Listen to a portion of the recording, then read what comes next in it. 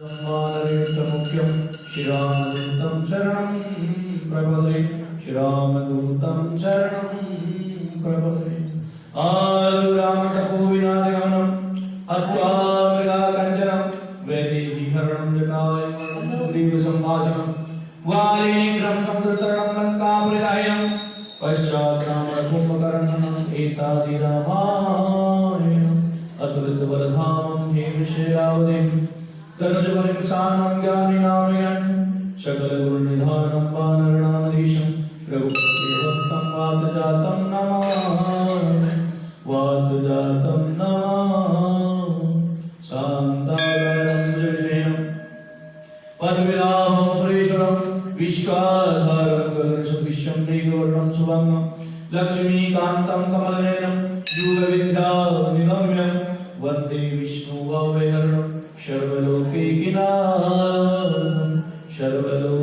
सर्वलोकैकिनाथं श्री भोले अमरनाथ ने आगे जल में बैठे प्रतिमान के नाग नारायणी दोनों बैठे श्री कृष्ण पहुँचे आनु के नगनी कहती सुनो रे बालक जाओ यहाँ से भागोगे तेरी सूरत देख मन गया उपजी ना तुम्हारे जागोगे किसका बालक पुत्र कहिए कौन तो मेरा काम है किसके घर तो जन्म रे बालक क्या तुम्हारा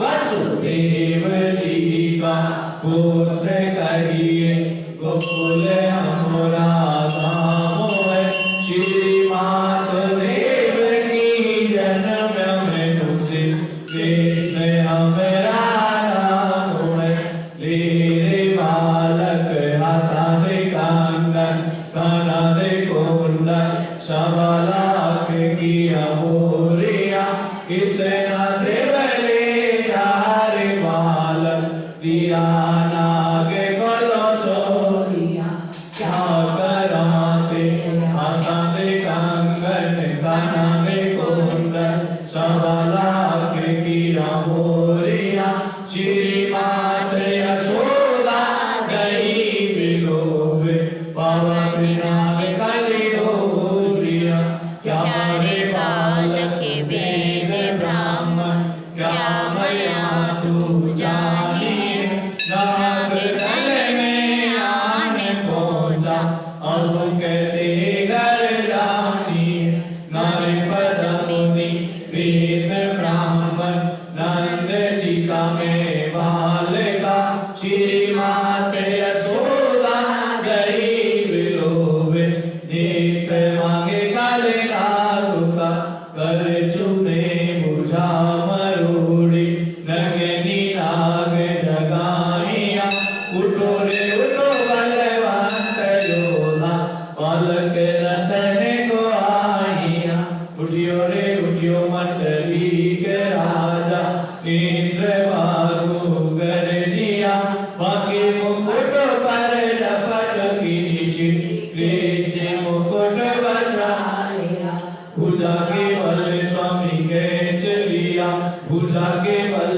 प्रभु भरण किया हाथ जोड़े नगनिया कहती उन बल पिया जी कहाँ गया बंसुरी से काली नाग नदिया मन मन निरत कराइया फूल फूल मथुरा की नगरी देव की मंगल गाइया भगत ही तुम्हें भुजन में लेकर लंका में रावण मारिया काली प्रहलाद नाग नदिया मथुरा में कंस पछारिया सप्तद्वीप नौ खंड 14 सभी तेरे पासारिया श्री सूरदास जो तेरा यश गावे तेरे चरणों तो बलिहारिया तेरे चरणों तो बलिहारिया।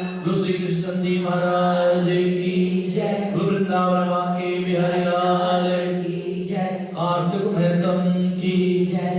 श्रीमन नारायण नारायण नारायण, श्रीमन नारायण नारायण नारायण, श्रीमन नारायण नारायण नारायण, श्रीमन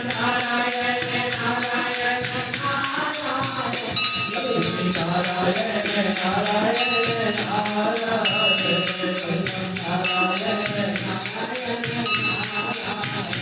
श्रीमन नारायण नारायण नारायण, सत्यनारायण नारायण नारायण नारायण, श्रीमन नारायण नारायण नारायण, हरिलाल की जय। कथा प्रारंभ होत है, आओ वीर हनुमान, राम लखन सिया जानकी, सदा करे कल्याण। सियावर राम जय जय राम, मेरे प्रभु राम जय जय राम, करो कल्याण। कल की कथा में हमने आपको राधा जी के बारे में बताया। राधा जी कौन थी और कैसे भगवान की इतनी प्रिय बनी। क्या किया था राधा जी ने?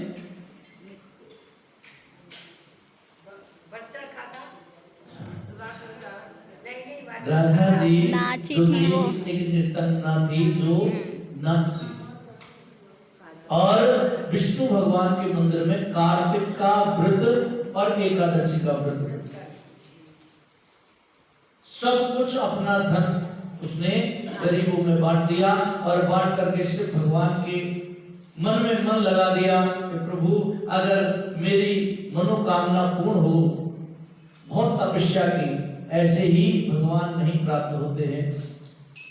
जब सब कुछ त्याग करके, मोह माया को त्याग करके और अपना मन भगवान में लगा देते हैं, तभी जाकर के भगवान प्राप्त होते हैं, ना कि थोड़ा सा भजन करने से। और अगर थोड़ा भी ले ले गृहस्थी जीवन में अगर एक घड़ी आदि में पुनहार, तुलसी संगत साध के हरहु कोट पकड़ा। सब पापों को नाश करने वाला एक नाम अगर आप प्रेम से भगवान का ले लोगे, भगवान ने प्रेम को ही सबसे बड़ा बताया। क्योंकि राधा जी तब 6 महीने तक भगवान के साथ में और गले में बाहें डाल करके नृत्य किया, क्योंकि उनकी मनोकामना थी। ब्रह्मा जी से यही वरदान मांगा कि प्रभु मुझे ये वरदान दो कि मैं और भगवान के गले में बाहें डाल के। राधा जी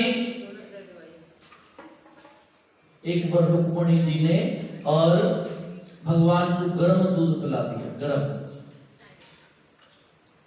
देखो तो सही, बताते हैं कि हृदय में ही राधा जी भगवान के पास करती है। मुझसे इतना प्रेम नहीं करती जितना राधा जी से करती है।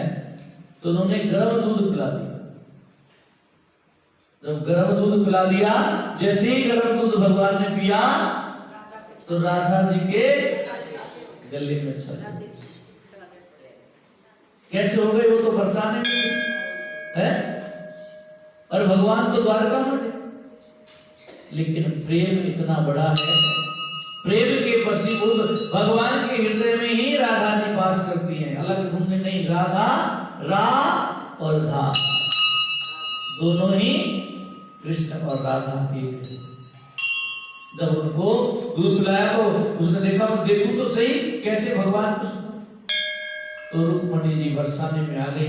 आकर के जब दर्शन किया तो जैसे ही घुसी तो वहां एक उनकी सखी, बहुत सुंदर सखी खड़ी थी। उन्होंने उन्हीं को राधा समझा, प्रणाम किया। नहीं नहीं नहीं महारानी, मैं तो उनकी दासी हूँ। चली दासी हूँ। आगे चली तो दूसरी एक दासी और मिली, वो भी राधा जी जैसी थी। उसको भी प्रणाम किया। जब उसने कहा नहीं महारानी, मैं तो उनकी दासी हूँ, आगे गई तो जाकर के जैसे ही अंदर महल में प्रवेश किया तो राजा जी लेटी हुई थी। आइए आइए, क्या हुआ, आप ऐसे कैसे लेट रहे, क्या करूं? भगवान ने कल गर्म दूध पी लिया, उससे मेरे सारे गले में करके रुक्मणी चट हो गई कि भगवान वहां बैठे हैं और राधा जी यहाँ बैठी, देखो इतना प्रेम। तो सबसे बड़ा प्रेम बताया है भगवान ने, एक दूसरे से प्रेम करना चाहिए, उससे बढ़कर और कुछ भी नहीं। तो कल की कथा में हमने राधा जी के बारे में बताया। राधा जी एक नृत्यांगना थी और जो भगवान विष्णु के मंदिर में नृत्य किया करती थी, और नृत्य करते करते ही देख लो आज सबसे तीन लोक के जो स्वामी हैं, राधे तू बड़ भागनी कौन तपस्या कीन, तीन लोक तारण तरण सो तेरे, भगवान तुम्हारे अधीन है, तुम्हारे बगैर भगवान की कुछ नहीं चलता। इसलिए प्रेम सबसे बड़ा है। राधा जी ने भगवान से प्रेम किया तो नारद जी कहने लगे कि राजा प्रभु, कार्तिक कृष्ण त्रयोदशी के शुक्ला द्वितीया तथा यमराज का पूजन होता है। ये क्या है? कार्तिक त्रयोदशी से लेकर के और शुक्ल पक्ष की द्विज तक किस किस देवता की पूजा होती है? कहने लगे कि कृष्णा त्रयोदशी से शुक्ल द्वितीया तक यमराज को प्रसन्न करने के लिए दीपक जलाना चाहिए, आज से लेकर के और द्विज तक। आज त्रयोदशी है, कल छोटी दिवाली बड़ी दिवाली दोनों है, क्योंकि 25 तारीख की बड़ी दिवाली थी और छोटी दिवाली 24 तारीख की थी, इसलिए उस दिन ग्रहण है तो छोटी दिवाली और बड़ी दिवाली दोनों ही एक हो। इसलिए आज से लेकर के और 27 तारीख तक एक यमराज के लिए दीपक जलाना चाहिए, इससे अकाल मृत्यु आदि नहीं होती है। चतुर्दशी को नरक चतुर्दशी भी कहते हैं, जो चतुर्दशी है, जो कृष्ण पक्ष की चतुर्दशी है, उसको नरक चतुर्दशी भी कहते हैं। उस दिन तिल का तेल और अपामार तथा दुर्वा आदि लगा करके स्नान करना चाहिए। अपामार कहते होंगे जो आप देखते ना होंगे, जिससे कभी बसंत ऋतु की आती है, वो ऋषि पंचमी को दातन किया जाता है, उसका अपामार की जल और तेल दुर्वा ये सब डाल करके स्नान करना चाहिए नरक चतुर्दशी के दिन। यानी कि कल जो सुबह में चतुर्दशी रहेगी, शाम को अमावस्या लगेगी, 5:00 से अमावस्या लग जाएगी, तो दोनों पूजा कल ही होंगी। स्नान के पश्चात दक्षिण की ओर मुख करके और अपवश होकर के जल में तिल मिलावे और 3-3 अंजलि से यमराज धर्मराज मृत्युवे और अंतकाय कालाय सर्वभूताय ओम ओमद्राय और दक्षिणाय परमेश्वराय वृक्केद्वाय चित्राय चित्रगुप्ताय इन मंत्रों द्वारा यमराज का तर्पण करना चाहिए। यमराज का, चित्रगुप्त का और दूतों का, सबका इसमें 3-3 अंजलि से तर्पण करना चाहिए। फिर सायंकाल ब्रह्मा विष्णु शिव दुर्गा के मंदिरों में अथवा वृक्ष सभा गौशाला नदी बगीचा तालाब कुआं बावड़ी गली खेत चौरास्ता शमशान आदि पर दीपदान जलाना चाहिए। दीपक जला जाकर के इन जगहों पर रात्रि को श्री लक्ष्मी जी का पूजन करे। यदि कोई शस्त्र से मारा गया हो तो चतुर्दशी को उसके निमित्त भी दीप जलाना चाहिए। अगर कोई अकाल मृत्यु किसी शस्त्र से या एक्सीडेंट से इससे मरा हो तो चतुर्दशी को दीपक जलाकर उसके नाम का और फिर उसके निमित्त दीपदान करना चाहिए, इससे अच्छे फल प्राप्त होता है। फिर कन्या ब्रह्मचारी तथा तपस्वियों को भोजन कराओ, यानी कन्या तपस्वी ब्रह्मचारी इनको भोजन कराना चाहिए। इससे यमपुरी को नाम जाकर के शिवलोक को प्राप्त होता है, यानी कि फिर वो यमलोक को नहीं जाता है। मैंने पहले भी आपको कथा सुनाई, जो भगवान का भक्त होता है वो भगवान के लोक को जाता है, और जो यहाँ अहंकार बस मैं ही हूं जो कुछ हूं, कभी किसी का भला नहीं करता, एक दूसरे की बुराई में लगा रहता है, जब दम बन जाती है या पैसा बढ़ जाता है तो अहंकार बढ़ जाता है, मैं हूं। ऐसे लोग दक्षिण द्वार से यमपुरी में जाते हैं। इसी प्रकार अमावस्या को भी स्नान आदि करके पितरों का पूजन कर व श्राद्ध करके भोजन करावे, यानी कि अमावस्या को भी अपने पितरों का ध्यान करके श्राद्ध करे पितरों का, और फिर ब्राह्मणों को भोजन कराए। सायंकाल घर तुलसी के स्थान पर, देव स्थान पर आदि में दीप जलावे, शमशान, नदी, पर्वत, चौरास्ता तथा गौशाला में दीपक जलावे। शमशान, चौरास्ता, चौराहे पर, पर्वत पर जहां भी दीपदान करना चाहिए, क्योंकि जहां अंधेरा हो वहां दीपक जरूर जलाना चाहिए। फिर लक्ष्मी जी की स्तुति करके और उसको जगावे। जिस प्रकार पतिव्रता स्त्री अपने पति से पहले जगती है, उसी प्रकार लक्ष्मी जी भगवान से 12 दिन पहले जागती है। 12 दिन पहले भगवान से लक्ष्मी जी जाग जाती है, क्योंकि भगवान तो कब जगेंगे? एकादशी को, और लक्ष्मी जी कल जग जाएंगी और सबके घर में जाएंगी। कौन कैसे रहता है, किसके घर में शांति है, किसके घर में लत्संग हो रहा है, सबको देखते हैं।